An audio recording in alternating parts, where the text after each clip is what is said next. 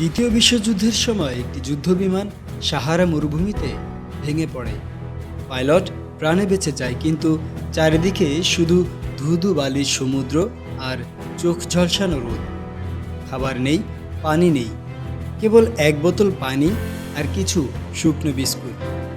3 দিনের মাথায় তার পানি ফুরিয়ে যায়। প্রচণ্ড রোদ, পানির অভাব আর একাকিত্বের ভারে সে প্রায় মৃত্যুর মুখে।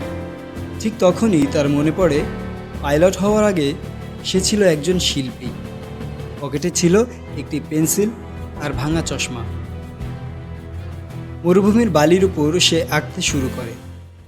তার পরিবার, শহর, রাস্তা আর টলমলে পানি। সে জানে সে বাঁচবে না, তবু শেষ মুহূর্তগুলোতে সে তার স্মৃতি ধরে রাখতে চায়। অবাক করা বিষয় হলো, ছবি আঁকতে আঁকতে তার তৃষ্ণা কিছুটা কমে যায়, মন শান্ত হয়ে আসে।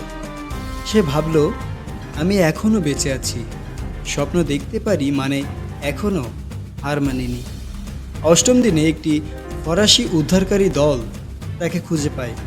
তারা দেখে কঙ্কালসার দেহ, ফেটে যাওয়া ঠোঁট, ক্লান্ত চোখ, কিন্তু সেই পাইলট তখনও বালিতে ছবি আঁকছে, যেন কোনো মন্ত্রমুগ্ধ শিল্পী। উদ্ধারের পরে পাইলট বলেছিল, আমি টিকে ছিলাম কারণ আমি বিশ্বাস হারাইনি। আমার ভাঙা চশমা আর এক টুকরো পেন্সিলও আমাকে মরুভূমিতে বেঁচে থাকার অনুপ্রেরণা জুগিয়েছে।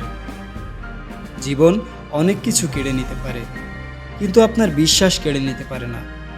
যদি আপনি নিজের উপর বিশ্বাস রাখেন, কেউ আপনাকে হারাতে পারবে না।